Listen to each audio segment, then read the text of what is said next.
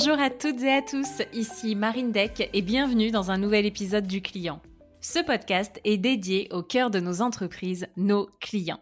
Et ma mission, c'est de vous faire découvrir l'envers du décor de la relation client dans des grandes et petites entreprises, mais aussi dans plein de secteurs d'activité très différents. L'objectif pour vous, c'est d'identifier au travers de ces épisodes des astuces, des idées, des réponses à vos enjeux du moment afin d'améliorer votre relation client. Pour celles et ceux qui ne me connaissent pas encore, je suis Marine Deck, entrepreneur. Depuis 2 ans, j'anime ce podcast, ce qui m'a amenée à devenir conférencière, mais aussi à créer la boîte à outils du client, qui est la première plateforme pédagogique dédiée à l'expérience client. Si d'ailleurs vous avez besoin d'un coup de boost de toutes les astuces et retours d'expérience récoltés sur ce podcast ou encore de templates, je vous mets le lien dans le descriptif de l'épisode vers cette fameuse boîte à outils du client qui va pouvoir devenir votre meilleur ami sur l'année à venir. Et maintenant, si vous êtes prêt à booster votre business et à donner du sens à vos journées en étant centré client, c'est parti pour un nouvel épisode. Très bonne écoute. Bonjour à toutes et à tous et bienvenue dans un nouvel épisode. Aujourd'hui, je reçois Jérémy Herman. Bienvenue Jérémy. Bonjour Marine, merci de m'accueillir. Avec grand plaisir. Jérémy, tu es le directeur e-commerce et marketing omnicanal de Nespresso France. Tout à fait. J'ai le plaisir effectivement de travailler chez Nespresso depuis pas mal de temps et de diriger. J'ai une double casquette, ce qui rend aussi mon travail super intéressant, puisqu'effectivement je suis directeur e-commerce. C'est un des 3 canaux de vente direct de Nespresso, puisqu'on a le e-commerce, on a le téléphone et on a 50 boutiques sur le territoire national français. Donc moi je gère toute la partie e-commerce digital, qui fait un peu plus de 60-70% du business de Capsule en termes de vente. Ok. Et après, ma deuxième casquette, c'est toute la partie marketing omnicanal. Et là, l'objectif, c'est justement d'accompagner l'expérience client de manière omnicanale, accompagner nos clients et aider nos 2 autres canaux de vente, le téléphone ou les boutiques, justement à atteindre leurs objectifs, que ça soit business ou relationnel, avec un accompagnement dédié pour eux. Très bien. Eh bien écoute, ça te fait un large périmètre quand même, je trouve. Tout à fait. On est une quarantaine de personnes avec plein de métiers différents, et c'est ce qui rend aussi le quotidien passionnant, puisque c'est de réussir à faire travailler ensemble avec un même objectif, une dizaine de métiers différents entre le online et le offline, l'omnicanalité, l'expérience client, le business, le retail marketing. Donc c'est des défis qui sont au quotidien extrêmement intéressants. Et est-ce que tu penses que d'ailleurs, le fait que vous ayez des jobs qui soient aussi pluridisciplinaires, ça vous permet de travailler beaucoup mieux l'omnicanalité et ça m'amène aussi à une des phrases que tu as prononcées lors de notre premier entretien qui était de dire que tout le monde était responsable de l'expérience client et que ça ne pouvait pas être chapeauté par une seule direction. Oui, oui. Alors ça s'est pas fait aussi simplement. Après dans l'ADN de Nespresso, historiquement, Nespresso a toujours été reconnu, comme une marque avec une relation, client et une expérience client qui était extrêmement forte. Mmh. Donc c'est vrai que c'est dans notre ADN. Dès le départ, tous les collaborateurs qu'on recrute, doivent avoir cette fibre-là. Donc c'est vrai que c'est quelque chose qui est extrêmement ancré en nous, quelque chose d'assez naturel. Après, on a créé justement cette direction omnicanal pour justement accélérer, certaines actions qui n'étaient pas complètement naturelles ou qui n'étaient pas faites et qui ont été d'ailleurs beaucoup mis en exergue, certains défauts pendant le Covid. Donc c'est pendant le Covid que cette direction a été créée. Elle n'existait pas avant parce que, comme je te le disais, c'était assez naturel et tout le monde s'en occupait. Là, il a fallu simplement qu'on le crée pour être sûr d'avoir des chefs d'orchestre qui s'assurent qu'il y avait des petits morceaux, des petits bouts qui n'étaient pas oubliés dans ces actions que naturellement l'ensemble des collaborateurs font au quotidien. Donc c'est vrai que ça a été un défi finalement, de faire travailler naturellement tout le monde. On est une société où les gens collaborent beaucoup. Tout ce qui est collaboration, attention les uns des autres, et cetera, est extrêmement importante chez nous. Malgré tout, pour systématiquement faire penser à la personne qui s'occupe du retail marketing, donc qui va habiller les vitrines, qui va faire les parcours in-store, de systématiquement penser à des relais sur la partie e-commerce, à mes chefs de projet e-commerce, mes webmasters, aussi de systématiquement parler des boutiques, et cetera. Voilà, ça a été un petit défi, surtout qu'on l'a fait pendant le Covid. Donc la création de ce département, on l'a fait en plus à distance, sur Teams. Donc ça a été un défi supplémentaire, mais qui était super intéressant. Et ce qui fait qu'aujourd'hui, l'équipe est justement extrêmement soudée, extrêmement solidaire et comprend vraiment dans le sens dans lequel on va, parce que on a créé cette direction finalement dans un moment extrêmement difficile. Et aujourd'hui, on en voit vraiment tous les bénéfices. Bon, bah écoute, super et effectivement, on va pouvoir rentrer un peu plus dans le détail de cette fameuse période Covid et des chantiers que vous avez entamés. Tu peux me dire quels sont les points de contact qui sont ouverts aujourd'hui pour les clients chez Nespresso? Alors aujourd'hui, historiquement, Nespresso, c'est une, société qui s'est créée au début des années 90, en 1991, et c'est une société qui est en vente à distance. On a commencé avec, le téléphone et le courrier, pendant, des années. On a eu un formulaire de contact, sur internet, je crois en 98. On a ouvert notre premier site e-commerce en 2002. Donc ça a été toujours sur la partie vente à distance. On avait des bureaux, pour ceux qui s'en souviennent, rue de Prony dans le 17e. C'était nos bureaux, c'était un petit hôtel particulier et en fait, finalement, nos clients avaient, trouvé l'adresse parce qu'à force de nous envoyer des courriers, ils avaient l'adresse, donc ça arrivait que des clients viennent finalement récupérer du café directement dans nos bureaux. Finalement, c'est comme ça que s'est créée la première boutique Nespresso, un peu par accident, un peu par erreur, parce que tout le business model avait été fait effectivement sur la vente à distance. Donc on a cette boutique de la rue de Prony a un peu été la première qu'on a habillée, on en a fait un peu un écrin de la marque. C'était un mini flagship, avant l'heure, au début des années 2000 et finalement, on s'est rendu compte que l'expérience qu'on était capable de délivrer, en boutique avec des moments de dégustation, des moments d'échange, il y avait vraiment des clients qui avaient envie de vivre, cette relation, client mais en physique, en one to one avec nos spécialistes café. Bah, finalement, on l'a décliné. On a ouvert une deuxième boutique, rue Scribe à côté d'Opéra et aujourd'hui, on a, 50 boutiques. OK, très bien et donc ça, c'est, pour, les canaux historiques Les et canaux de après base. vous en avez ouvert, du coup, plein d'autres? On en a ouvert plein d'autres. On a, assez tôt, on a ouvert aussi un chatbot. Il y a beaucoup de discussions et surtout, est-ce que le chatbot est utile, pas utile? Maintenant, il y a la les IA qui arrivent aussi et on voit, toutes les discussions qu'il y a autour de ChatGPT en ce moment et cetera. Donc, Ouais et il y a vous pas mal l'avez de toujours choses. votre chatbot, du Et coup? on a toujours notre chatbot depuis OK. 2008. On l'a Bon, fait, bah, écoute. on l'a fait beaucoup évoluer, donc ça c'est toujours intéressant de le faire travailler. On a beaucoup appris finalement avec ce chatbot. On a évidemment installé un chat avec, nos spécialistes café, hein, dès que le chatbot n'arrive pas à gérer, dès que on est sur quelque chose de beaucoup plus complexe, on peut escalader, vers nos équipes internes. Et ensuite on a, lancé, assez tôt, on a fait des tests aussi. On a toujours essayé, d'innover justement sur les canaux de relations clients puisque même si on a des boutiques, on a une relation physique, on a quand même beaucoup de clients, qui utilisent simplement le site internet ou le téléphone. Donc il est important qu'on multiplie les canaux de contact pour, s'adapter, aux outils que nos clients utilisent. L'objectif n'est pas d'ouvrir tous les canaux de contact parce que ça n'a pas forcément de sens, c'est vraiment communiquer. On a cette chance d'avoir nos clients en direct, donc on a la chance de pouvoir parler avec eux au quotidien quand ils nous téléphonent, quand ils viennent aux boutiques, donc savoir quel canal de discussion ils utilisent et donc on a pu comme ça assez vite innover. Donc on est arrivé sur WhatsApp, assez tôt, dans les périodes de bêta et donc on a WhatsApp qui tourne, aujourd'hui, extrêmement bien et on a lancé, l'année dernière aussi en test et on va aussi accélérer, pas mal là-dessus, toute la partie, Business Messenger sur Apple, qui fonctionne aussi, extrêmement bien. Donc on a aussi ces canaux-là, qu'on teste régulièrement. On a fait aussi un test sur la voix avec, les Google Home, mais pour l'instant, je considère que c'est pas suffisamment poussé par rapport à l'usage qu'on souhaite en faire et à la relation qu'on veut proposer à nos clients. Donc il y a des tests sur d'autres marchés. L'avantage de faire partie d'un grand groupe aussi international, c'est qu'on peut se partager les tests au niveau international et il y a des marchés qui sont plus matures sur l'usage de la voix que ne l'est la France. Donc nous, on va se concentrer sur l'écrit et sur les canaux de messaging et d'autres marchés vont se concentrer effectivement sur la voix et tout ce qu'on peut faire avec les enceintes connectées. OK, ça marche. Et je précise pour, nos auditeurs et nos auditrices qu'il y a des canaux qui sont ouverts pour une certaine partie des clients. C'est-à-dire que vous avez segmenté quand même les clients, donc tout le monde, par exemple, n'a pas accès au canal, WhatsApp? Tout à fait. WhatsApp, effectivement, c'est pour nos clients, dits ambassadeurs, c'est nos meilleurs clients, que ça soit en termes de consommation, que ça soit en termes, d'ancienneté. Donc ça, c'est un canal qui leur est, spécifiquement réservé. Et après, il y a les canaux tout à fait classiques qu'on connaît, sur toutes les marques. Il y a évidemment les réseaux sociaux, il y a évidemment Facebook, Twitter, Instagram, qui sont disponibles et qui sont ouverts à tous. On a encore quelques emails, mais c'est vrai que ça, c'est des choses qu'on essaie de gérer aussi différemment. Donc voilà et on a même encore des fax puisqu'on a encore des administrations parmi nos clients. Donc on a encore aussi des touch points et de la relation client des commandes qui peuvent aujourd'hui se faire par fax.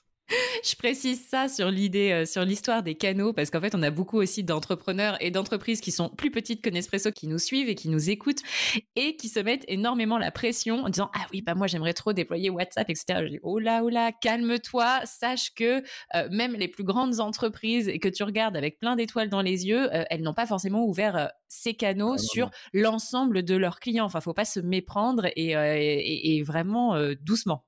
Ouais, et puis c'est pas aussi simple que ça. Voilà, il y a quand même beaucoup de contraintes derrière. Il faut être capable de proposer un service qui est extrêmement réactif, de qualité.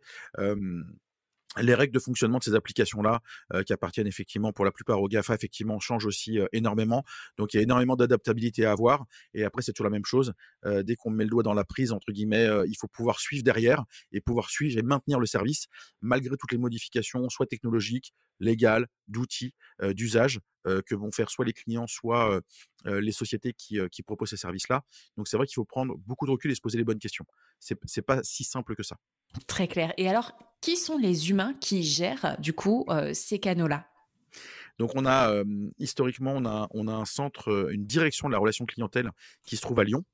Mmh. On a un peu moins de 200 collaborateurs sur place qui vont être un petit peu notre centre d'expertise, nos spécialistes de la relation client, que ça soit encore, au téléphone.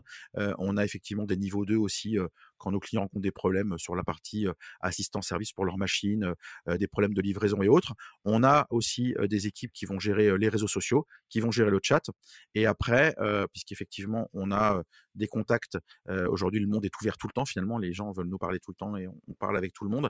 Donc on a aussi, un outsourcer qui nous accompagne, justement pour répondre soit au téléphone, soit au chat, sur les heures, justement où notre centre principal n'est pas ouvert et puis simplement pour traiter le volume aussi, d'appels et de contacts qu'on peut avoir.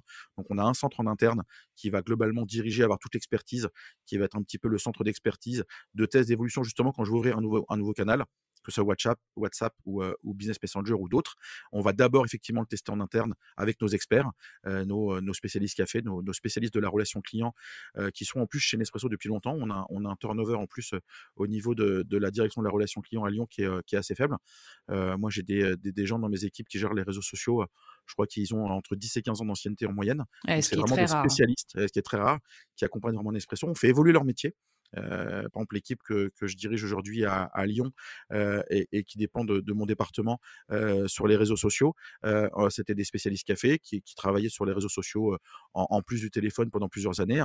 Et là, on a fait tout un programme de développement pendant 1 an et demi. On les a accompagnés avec des formations et on vient de les passer community manager en septembre dernier. Donc c'est une grande fierté parce que justement, on accompagne aussi les collaborateurs, les métiers, pour que justement ça évolue dans ce monde de la relation client qui est à la fois super figé parce que la relation client finalement, soit par téléphone, par email et cetera, reste assez standard. Mais malgré tout, les outils, la façon de communiquer, la façon de parler, évoluent toujours un petit peu et c'est intéressant aussi d'avoir comme ça un socle d'experts avec lesquels on peut travailler et faire évoluer leur métier au quotidien. Donc ça, c'est aussi des fiertés et des bons moyens juste de communiquer avec nos clients dans la continuité. OK, donc du coup, tous tes nouveaux projets et en tout cas, surtout tes nouveaux canaux, tu les gardes in-house au début Exactement. et peut-être que ça te permet aussi ensuite de construire j'allais dire des dossiers de passation, mais en tout cas de mieux briefer ton outsourceur, lorsqu'il va devoir prendre la main sur, ce canal-là. Exactement, ça nous permet de voir effectivement les durées de communication, la typologie de messages qu'on a. Parce que finalement, on va se dire, on va ouvrir WhatsApp, on va le dédier aux ambassadeurs. Finalement, est-ce que cette population-là, est-ce que cet outil-là, on va avoir une typologie de questions particulières? Finalement, on n'en sait rien. On a beau se dire, je pense qu'on va parler de ça, je pense que les clients ont besoin de ce type d'outils parce qu'on les a consultés avant, on en a parlé un peu avec eux.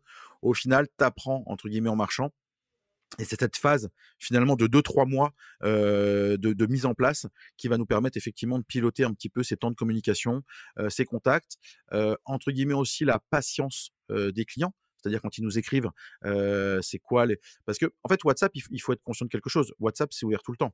Donc finalement, c'est à la fois du live comme du chat, sauf que WhatsApp, tu peux pas le fermer. Autant sur ton site internet, tu proposes du chat à tes clients, tu sais quand il y a des conseillers qui sont disponibles, hein. On sait que quand tu te connectes la nuit, le week-end et autres, des fois, tu as pas les conseillers en ligne. WhatsApp, par contre, ça n'a pas ces indications-là. Donc le client envoie un message. Donc pareil, il faut qu'on soit très précis, sur, nos moments de réponse et cetera. Parce Mais que tu as finalement, les ça va être à horaires la fois du d'ouverture sur tu WhatsApp. les Sur tu WhatsApp les Business, tu peux préciser. tu les horaires d'ouverture, mais après, est-ce que les gens, les lisent bien et cetera? Finalement, tu envoies ton Ouais. message, est-ce que tu fais vraiment gaffe? Contrairement à un chat où très clairement on dit que c'est fermé, qu'il y a personne. Après aujourd'hui, on voit dans l'usage qu'il y a des gens qui ne font pas forcément attention, aux horaires d'ouverture. Donc Ouais, finalement, tu il faut ton gérer. message et tu te dis: «La personne, elle Tu répondra dis, quand elle se connectera». Sur un chat, tu exactement. enverrais pas le message. Exactement, c'est ça. Mmh, Donc finalement, il d'accord. faut gérer à la fois ce côté un peu live, comme le chat et ce côté message asynchrone. C'est-à-dire qu'effectivement, tu as un décalage. Donc c'est pas un email, parce qu'un email, tu l'envoies, tu appuies sur le bouton, tu es conscient qu'on va te répondre en, 6, 8, 12 heures, 24 heures suivant les marques. Par contre, là, tu as beaucoup moins, cette notion de te dire, tu as peut-être cette impatience. Donc finalement, ce moment de cette phase, d'apprentissage est utile pour tout le monde, pour justement voir comment on pilote ça et le Très nombre de bien. gens qu'on met et cetera. Et tu peux nous dire, du coup, justement, s'il y avait des thématiques particulières sur ce canal, qui ont été abordées, des questions ou des choses sur Non. lesquelles vous avez été surpris, que vous Non, attendiez non, pas? finalement ça reste assez standard, D'accord. ça reste assez standard, assez classique. Pour l'instant, on n'est que sur la partie, relationnelle, sur ces outils-là. L'objectif demain, c'est aussi de pouvoir connecter, des outils qui nous permettent aussi, d'aller plus loin et un client avec qui on commence une conversation parce qu'il a un problème sur sa machine, parce qu'il a une question, diverse et variée sur Nespresso, qu'on puisse pousser le service jusqu'au bout et jamais il souhaite commander son voluto parce que finalement il n'a pas eu le temps de se connecter sur l'application, que depuis WhatsApp ou depuis Business Messenger. Maintenant, il y a plein de systèmes.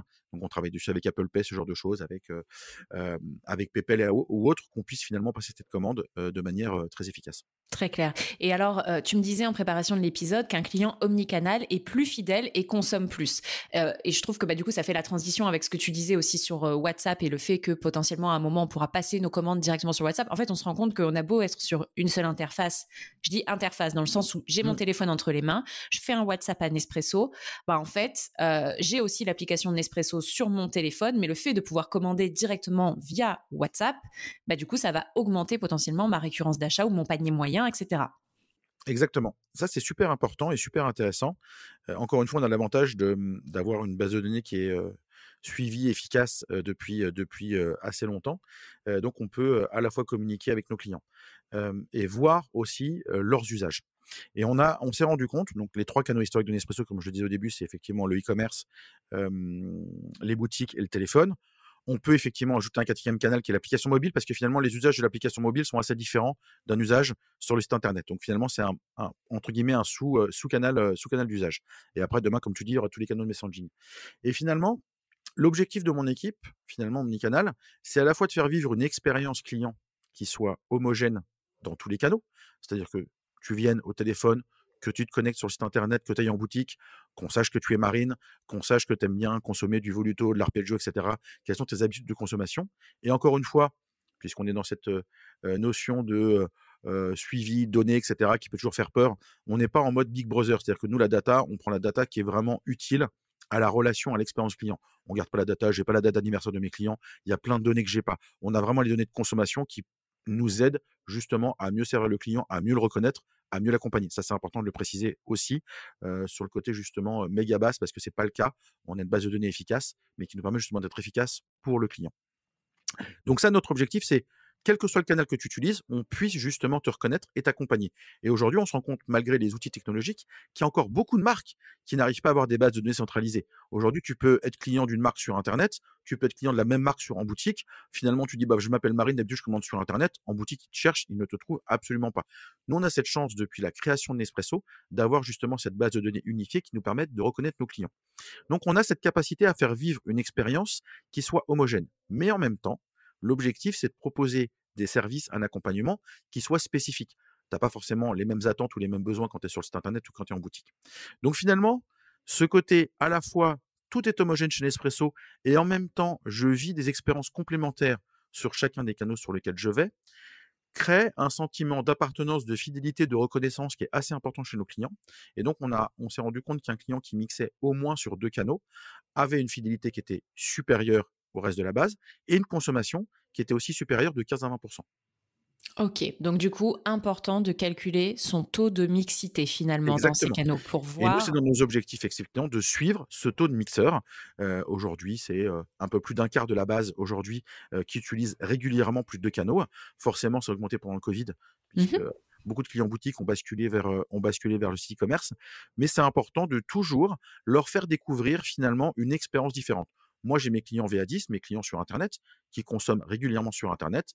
tu habites dans le 16e, ou enfin dans l'ouest parisien, bah, c'est intéressant si jamais tu passes, 1, 2, 3, 4, 5 commandes par an chez Nespresso sur le site internet, bah, c'est intéressant finalement que je te fasse découvrir, un moment de dégustation avec un spécialiste café, finalement à la boutique, de la rue de Passy. Parce que finalement, ça va être une expérience complémentaire. Tu vas peut-être pouvoir discuter avec un spécialiste café parce que tu prends toujours du Roma et puis il va te faire découvrir, qu'on a sorti, par exemple à Noël, des capsules en édition limitée avec Pierre Hermé, voilà. Et donc c'est des moments justement, spécifiques qu'on va pouvoir faire découvrir. Il y a pas forcément derrière un besoin d'acte d'achat, c'est simplement faire découvrir une expérience complémentaire sur l'univers Nespresso. Très clair. Et malgré le fait que ça soit, intrinsèque finalement à votre ADN, vous avez repéré quelques failles pendant la crise sanitaire. Est-ce que tu peux m'en dire plus? Ouais. On était, alors déjà parce que c'est reconnu par tout le monde et je pense qu'on fait partie des entreprises. Je pense que Thierry Spencer, sur le sens du client, je crois qu'il comptabilise, moi je l'ai pas en tête, mais une des entreprises, qui a le plus de prix de la relation client depuis 10 ou 15 ans. Donc c'est vrai, encore une fois, c'est dans l'ADN et nos équipes sont vraiment formées à ça, hein. Nos équipes sont vraiment formées sur l'accueil, l'accompagnement, la relation client et l'expertise café évidemment parce que ça mais c'est vraiment nos 2 cœurs nos 2 cœurs de métier. Et c'est vrai que, comme toutes les marques, comme tout le monde, comme toute personne, puisque tout le monde a été, pris brutalement dans cette spirale du Covid à partir du moment où le Covid est arrivé et on a dû, confiner, fermer les boutiques et cetera.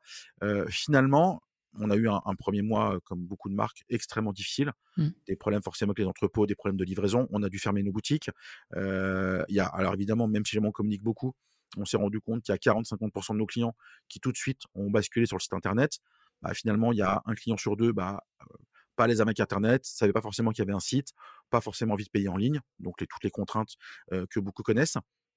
Et puis après, on s'est rendu compte que, on avait peut-être mis en place, des process, des procédures qui fonctionnaient bien dans un monde normal et là, comme on était dans un monde anormal, finalement cette lourdeur d'organisation, cette lourdeur de processus, finalement dans les premières semaines, on s'est rendu compte que ça avait été un point bloquant. Donc à la fois sur certains sujets, on a été extrêmement agile parce qu'effectivement, on est précurseur sur le télétravail. Donc finalement, on a pu mettre, notre direction de la relation client à Lyon. Tout le monde était équipé, d'ordinateurs, de clés de connexion à distance, de casques et cetera. Donc finalement, il y a certaines choses où on a été extrêmement rapide. On avait déjà des outils collaboratifs et cetera. On fait partie du groupe Nestlé, donc on a des moyens effectivement, informatiques et technologiques qui sont assez importants.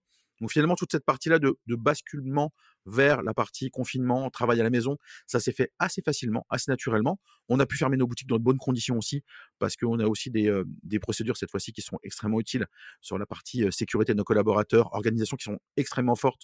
Donc ça s'est passé de manière extrêmement positive, si je peux employer ce mot-là, dans cette période-là. En tout cas, il y a personne ne l'a mal vécu. Après, derrière, on s'est rendu compte que des petites choses qu'on laissait peut-être traîner, certaines réclamations, certains sujets euh, où on était enfermé dans certaines des procédures qui étaient un peu complexes, finalement, pendant le Covid, ont mis en exergue cette difficulté parfois à traiter certaines choses. Donc on a, très vite, reconnu qu'il y avait des problèmes inhérents sur, certains touchpoints, certains parcours clients, qui étaient un peu mis à mal forcément. Donc on a commencé à les lister, on a commencé à essayer de les résoudre déjà, de manière assez immédiate. Parce que quand on a des dizaines de milliers de colis qui sont bloqués, des dizaines de milliers de questions sur les réseaux sociaux et cetera, forcément ça te force à repenser, un peu la façon dont tu travailles parce que tu dis finalement quand je suis dans une habitude, bah, ça fonctionne. Et dès que j'ai un petit caillou, bah, finalement, on a pris l'eau sur certains sujets. Donc ça nous a permis de reposer l'intégralité des parcours de Nespresso, que ce soit des parcours physiques, des parcours online, des parcours au moment de l'achat de la machine. Donc on a vraiment reposé, on a un mapping. Quand je l'imprime sur une feuille, je pense que c'est une frise qui doit faire une quinzaine de mètres de long, justement sur la vie du client et sur toute la partie parcours du client, toute Trop bien. l'expérience de vie. Donc ça c'est hyper intéressant et ça nous a permis effectivement, à travers des différentes études, à travers les réclamations qu'on a, encore une fois on a la chance de parler avec nos clients tous les jours, que ça soit à l'oral, que ça soit sur les réseaux sociaux ou dans les différents courriers, ça nous a permis de mettre en exergue justement les moments difficiles que nos clients pouvaient rencontrer. Donc on a ouvert comme ça des chantiers d'expérience client qu'on a découpés en 5 rubriques et ça nous permet effectivement de travailler depuis chacun de ces chantiers tous ensemble en interne avec l'ensemble des collaborateurs pour justement les résoudre. OK. Et donc, si je reprends, finalement, vous avez identifié 30 irritants. Exactement. Vous avez segmenté ces 30 irritants en 15 chantiers qui représentent 5 5 ouais, 5 chantiers. ah Ça, c'est un 5 gros chantier. 5 chantiers. C'est pas Ouais, 15 chantiers en 5 catégories? c'est 5 catégories, pardon, excuse-moi, effectivement. C'est Non, 5 t'inquiète. 5 catégories, effectivement. On a 15 gros chantiers, qui nous permettent et après on a à l'intérieur plusieurs irritants, qui sont catégorisés et ça nous permet effectivement de les prioriser et en plus de nous poser une question, pour le qu'on se pose pas forcément au quotidien. Parce que quand on voit qu'on a un irritant, finalement, ton premier réflexe, ça va être de le corriger et finalement, on essaie de prendre un pas en arrière et on s'est dit: «Est-ce que c'est un irritant parce qu'il y a un dysfonctionnement finalement entre 2 départements, il y a une information qui se passe pas bien, ou finalement c'est un irritant parce que c'est un service, un mode de fonctionnement, un mode de communication qu'on a depuis toujours avec nos clients et ben, peut-être que ce service ou ce mode de communication, c'est pas qu'il est dysfonctionnement dans la procédure, c'est peut-être que juste il est plus adapté aux attentes de nos clients et ça c'est aussi super intéressant parce qu'au départ, on a eu le réflexe de se dire: «Vite, vite, vite, il faut juste corriger, les trucs, reprendre les parcours end-to-end, reprendre les procédures, reprendre tout ça et je vais juste corriger la faille» et à un moment donné, on s'est posé, on s'est dit: «Mais en fait, est-ce que cet usage-là est toujours d'actualité?» Parce qu'il y a à la fois des fonctionnements qui étaient très efficaces chez Nespresso depuis, 15 ou 20 ans, donc c'est vrai qu'on a, toujours le réflexe de dire: «Bah, pourquoi changer quelque chose qui marche bien, finalement?» et après, il y a aussi, la modification de perception et les attentes des clients suite au Covid. À la fois pendant le Covid et dans cette période d'après Covid, où finalement les attentes de personnalisation, d'accompagnement, de précision sont peut-être encore plus importants qu'avant. Donc finalement, quand on a pris ces irritants, à chaque fois que c'était lié à un service, la première question c'était: «Est-ce que ce service est juste plus, à l'ordre du jour ou plus attendu? Ou est-ce que c'est juste un dysfonctionnement et je dois juste le corriger?» Ouais, c'est intéressant, je trouve cette approche, systémique et Mmh. holistique et je trouve que depuis le début, quand tu parles de Nespresso, vous avez cette capacité, je dirais, à faire un pas en arrière et pour avoir cette approche beaucoup plus macro et se dire: «Attends, on va pas réagir tout de suite, on va regarder et analyser avant d'agir», Exactement. selon Et moi. ouais, non, c'est vraiment comme ça qu'on s'est construit. On a une capacité chez Nespresso qui est vraiment, on a cette notion, extrêmement, collaborative déjà entre nous. On a un peu cet esprit start-up.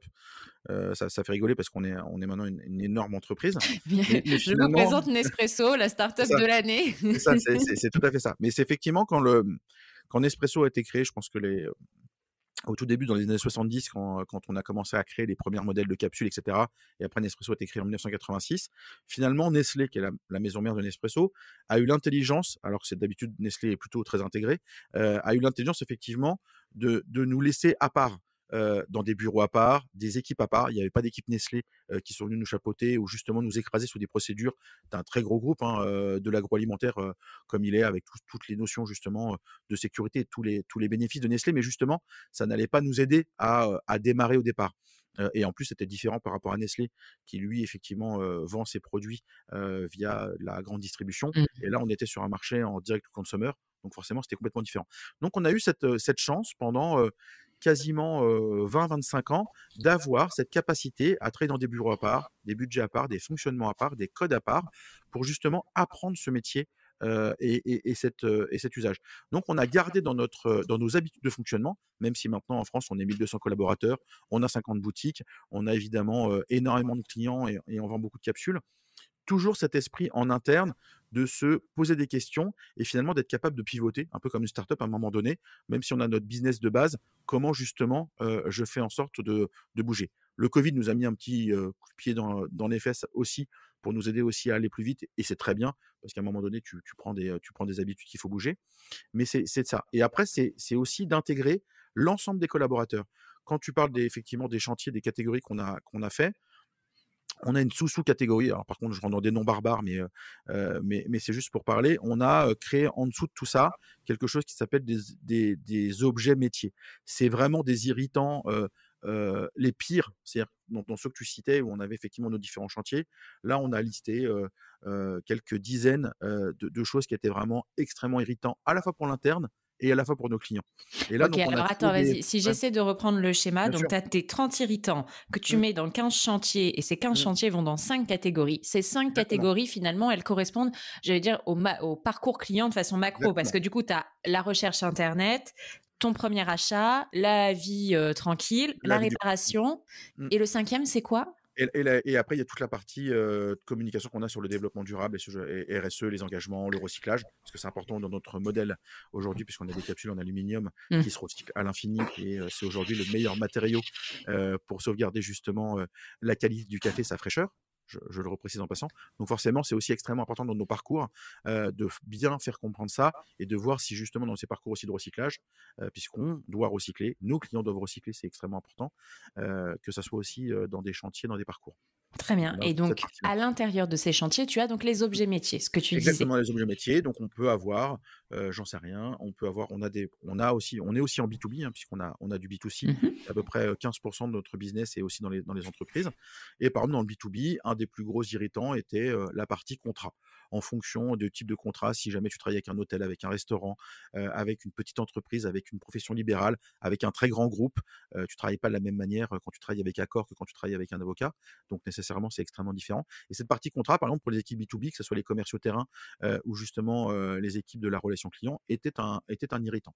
Donc là, en fait, on a réuni comme ça, je sais plus, j'ai plus en tête le nombre d'objets métiers, mais on a peut-être une vingtaine d'objets métiers extrêmement irritants. Et encore une fois, pas seulement au niveau des clients, aussi des équipes internes. Parce qu'on a toujours eu aussi cette attitude, cette symétrie des attentions en se disant, même jamais c'est très efficace pour le client, si jamais c'est un problème pour l'interne, il faut qu'on le résolve. Quitte à bouger un peu ce qu'on propose au client pour que nos équipes soient à l'aise. Donc c'est vraiment des irritants des deux côtés. Et là, on a créé des task force. Donc on a sorti des gens des métiers pendant 1 mois, 2 mois, peu importe le niveau hiérarchique, des spécialistes café, des chefs d'équipe, des superviseurs, des commerciaux terrain, des gens de la finance, des gens du marketing, etc. On les a réunis effectivement en task force et on a traité justement ces objets métiers un par un. Et comme ça, toutes les semaines, on a commencé par 4 familles d'objets métiers. Et ces équipes-là, l'intégralité de l'équipe, donc des fois 20 personnes, venaient présenter au comité de direction les avancées, demander des moyens supplémentaires en disant bah voilà, on a identifié ça, il faut qu'on travaille sur cette priorité-là, il nous faut des moyens pour développer ça. Et à chaque fois, on débloquait les moyens pour que justement les équipes puissent corriger ces irritants et ces objets métiers. Ça, on a commencé depuis 1 an. C'est extrêmement efficace. On en a déjà clôturé 4 familles d'objets métiers, Mmh. parce que forcément, tu es obligé de les clusteriser à un moment donné parce qu'il y en a qui se ressemblent. Et on en a encore 4 autres cette année à traiter. Mais ça a créé une dynamique extrêmement positive et surtout, ça a montré aux équipes qui avaient pris un peu de plein fouet les difficultés pendant la période du Covid, bah, de voir que collectivement, on les traitait. C'était pas traité en chambre par des chefs de projet, des PMO dans un coin, des spécialistes de la gestion de projet ou des spécialistes de la réflexion, de comment les gens doivent travailler. Non, on s'est assis tous autour de la table et on a collectivement travaillé et chacun avait sa voix au chapitre et on l'a fait tous ensemble. OK, très clair. Parmi, et pour donner un exemple sur ce que tu disais, tout à l'heure sur, le fait de remettre en question, les produits ou les services qu'à un moment on a décidé de délivrer à nos clients, mais qui peut-être ne sont plus adaptés, notamment quand il y a des événements qui sont, aussi, perturbants que la crise sanitaire, pendant et après et Mmh, qui donc du coup qui peuvent engendrer beaucoup de changements dans nos habitudes de consommation. Il y avait, le service de SAV et de prêt de machines à café, par exemple, tout à juste fait. pour que nos auditeurs puissent comprendre Ouais, de quoi on bien sûr. parle et donner un exemple concret sur un projet qui peut du coup être amené à changer et à évoluer. Bien sûr. On a l'assistant service, un service après-vente pour nos machines, qui est extrêmement efficace depuis toujours, puisque le principe, c'est qu'aujourd'hui, vous êtes client Nespresso, vous avez une machine Nespresso chez vous à votre domicile. Celle-ci tombe en panne. Ça arrive extrêmement rarement, mais malgré tout, ça arrive. C'est la vie des produits. Vous contactez l'assistant service par téléphone.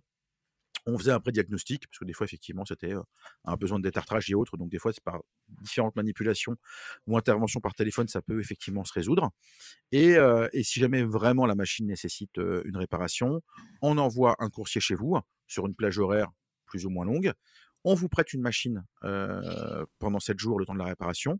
On vous ramène votre machine et en plus, on la remet sous garantie pendant plusieurs mois, le temps de vérifier que les réparations sont bonnes. Donc finalement, on avait un service après-vente extrêmement efficace là-dessus, puisqu'en plus, il n'y a pas de rupture de consommation, puisqu'on prête une machine en attendant, c'est des machines reconditionnées, etc. C'est extrêmement efficace. Nécessairement. Donc après, c'est des complexités parce qu'il faut gérer ce qu'on appelle de la reverse logistique. Il y a Mmh. très peu de logiciens qui proposent ça, hein, parce que finalement, on va chez Marine sur un créneau horaire défini par demi-journée. On a des machines de prêt sous la main qui sont dans des cartons spécifiques avec de la mousse. Il faut de la mousse pour les protéger.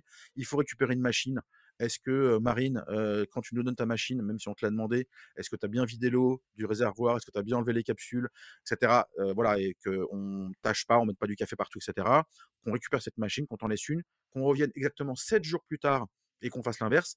Toute cette organisation, finalement, est quand même, assez Mmh. lourde, mais était extrêmement efficace et on avait des taux de satisfaction, à 97-98 là-dessus, donc ça marche extrêmement bien.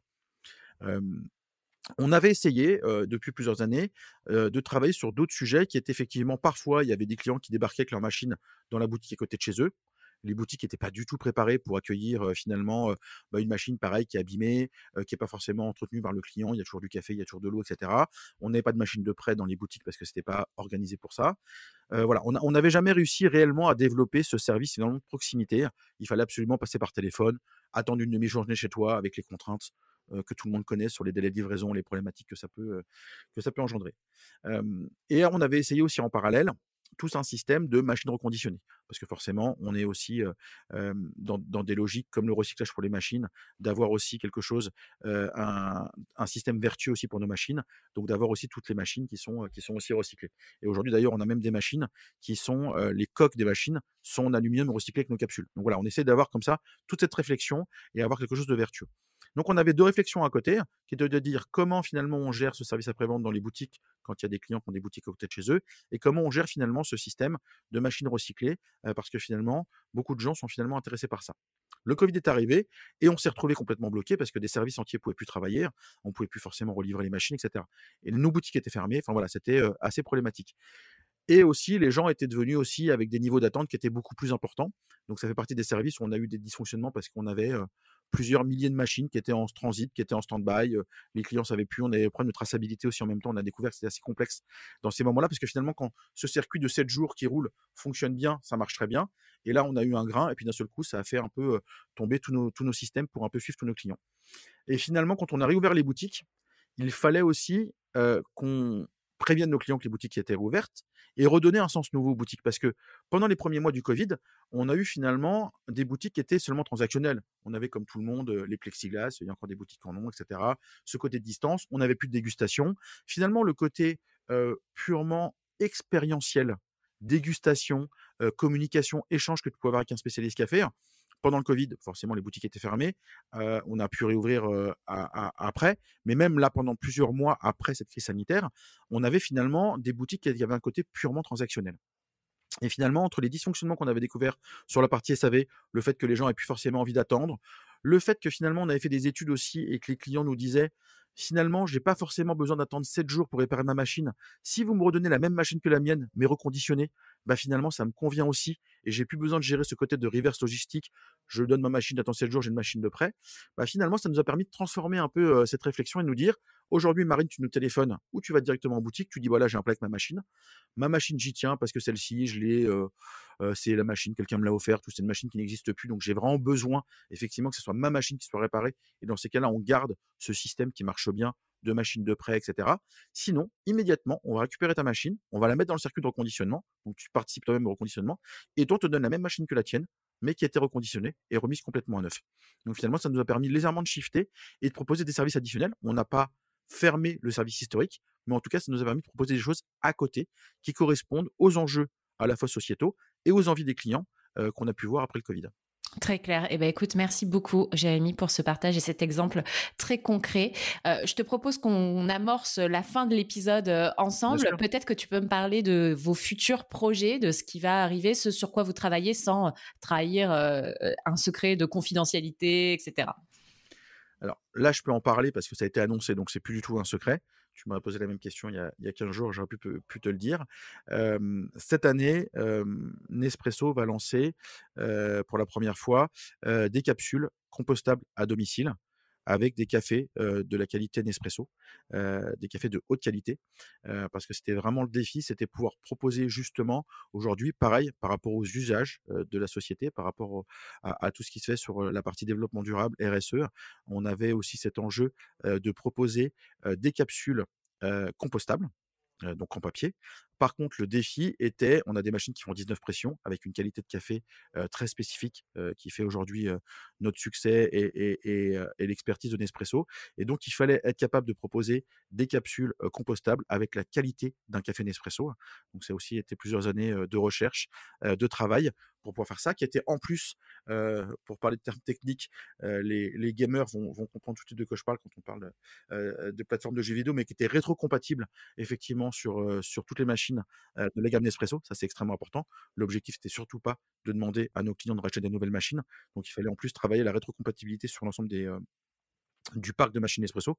Et comme les machines Nespresso sont assez solides et qu'on les répare bien, on a un parc, qui est, global, qui a plusieurs années. Donc il fallait proposer ça. Donc ça, c'est un énorme enjeu, un énorme lancement, pour nous cette année. Finalement, c'est ces capsules, compostables, à domicile avec justement la qualité du café Nespresso. Voilà. Donc on a toujours effectivement, cette gamme principale de café en aluminium qui encore une fois est toujours le matériau pour conserver, la fraîcheur du café, qui se recycle à volonté et puis effectivement, cette nouvelle gamme pour les gens qui peuvent composter. Forcément moi j'habite pas la campagne, j'ai pas de balcon, j'ai pas de terrasse, donc c'est difficile pour moi de composter. Donc, j'ai toujours un usage, de capsules en aluminium et je les recycle dans les poubelles jaunes, chez moi puisqu'on a mis en place tout un système pour justement, avoir, recyclé directement soit dans nos boutiques, soit directement dans les poubelles jaunes dans beaucoup de départements en France ou demain pour ceux qui peuvent composter, qui habitent, pas forcément en ville et cetera, pouvoir avoir aussi un système qui est différent. Donc ça, c'est un énorme enjeu pour nous et après, sur toute la partie, relationnelle, expérientielle, on a beaucoup de choses aussi en boutique, en réflexion, toujours dans la continuité de ce que je te disais sur effectivement, aujourd'hui, quelles expériences quand tu viens puisque finalement internet prend de la place, c'est facile, c'est rapide, de commander sur le site internet de Nespresso, de commander, sur l'application, mais comme beaucoup de sites, e-commerçants. Qu'est-ce qui fait qu'aujourd'hui tu continues à aller dans une boutique? Alors surtout Nespresso, c'est ça qui m'intéresse, mais qu'est-ce qui fait qu'aujourd'hui tu continues d'aller dans le retail? On voit, beaucoup de marques, qui lancent des flagships avec des expériences, digitales, des expériences de réalité augmentée et cetera. Nous, on a cette force d'avoir la dégustation du café, c'est des moments qui sont extrêmement importants. On a ouvert, une boutique, il y a quelques mois, rue de Rennes, où, justement, il y a toute cette étape justement de dégustation. On a des bars où on peut vous accueillir, vous passez votre commande, pendant qu'on vous la prépare, vous venez déguster un café, découvrir et cetera. Donc dans toutes nos boutiques, on a ces moments de dégustation avec nos spécialistes café pour communiquer.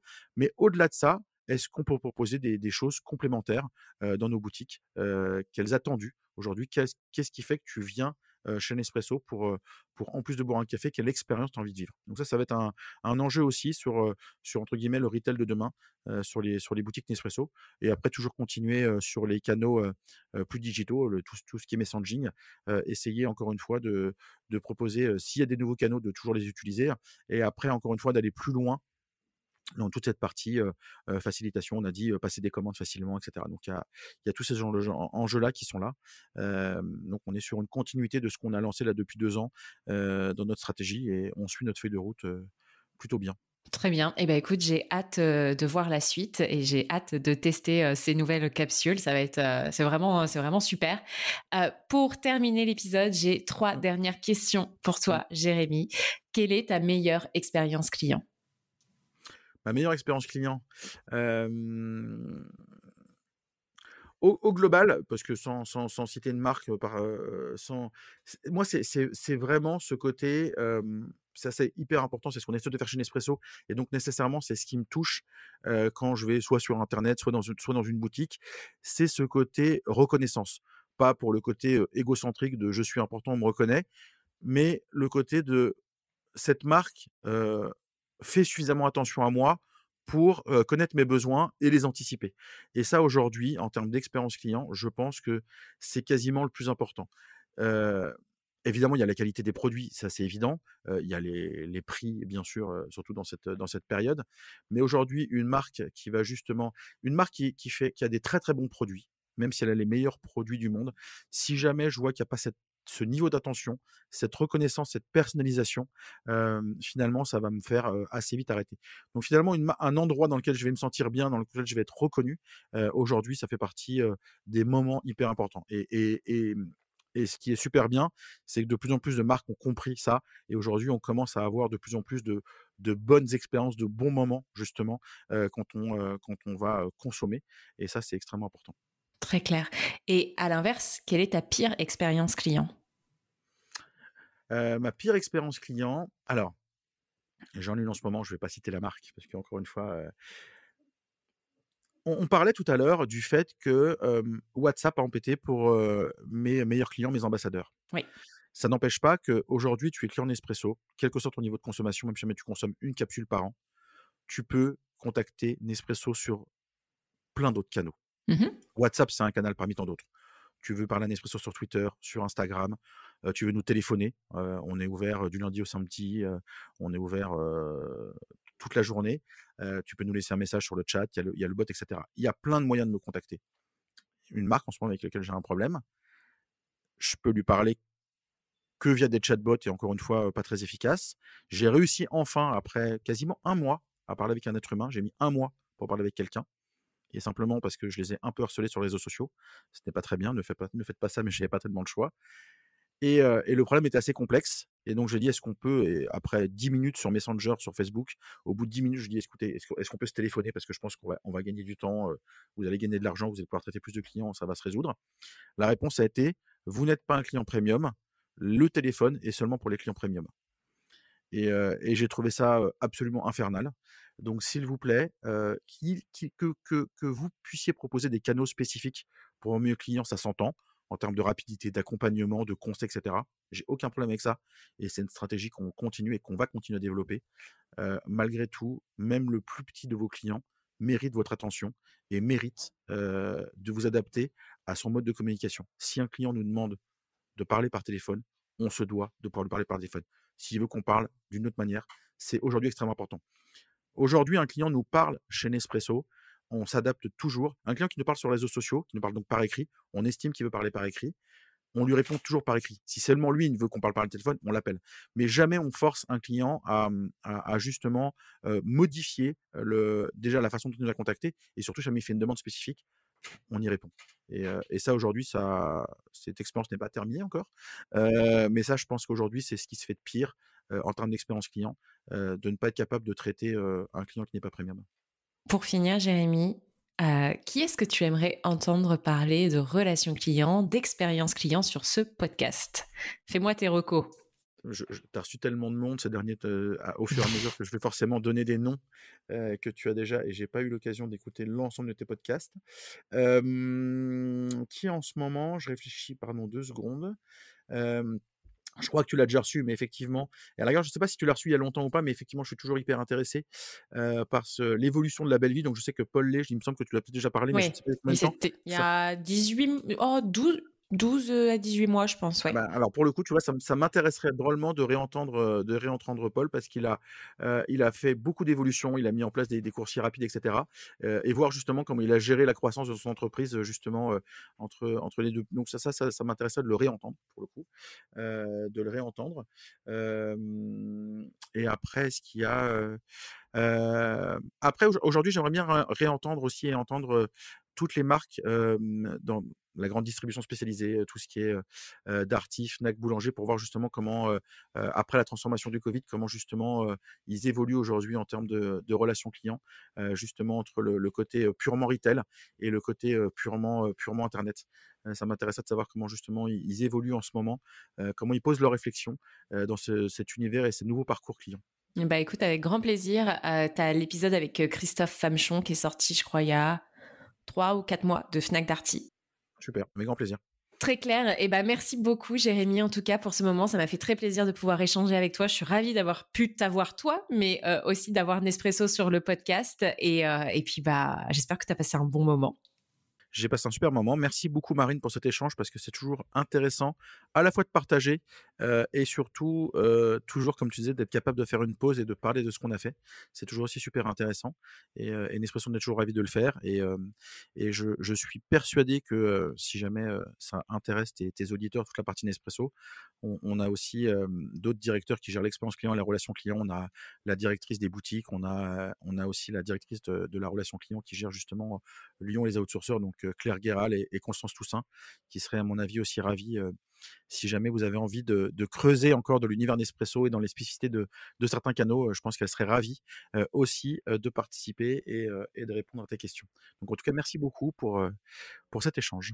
Eh ben, merci à toi. Et pour nos auditeurs et auditrices que ça intéresse, dites-moi en commentaire sur soit Apple Podcast, soit sous les posts LinkedIn du coup qui vont sortir, si effectivement vous avez des questions à poser à Nespresso et s'il y a des angles des prochains épisodes qu'on pourrait construire avec Nespresso pour que Jérémy puisse me mettre en relation avec les bonnes personnes et du coup inviter les personnes appropriées pour enregistrer des futurs épisodes.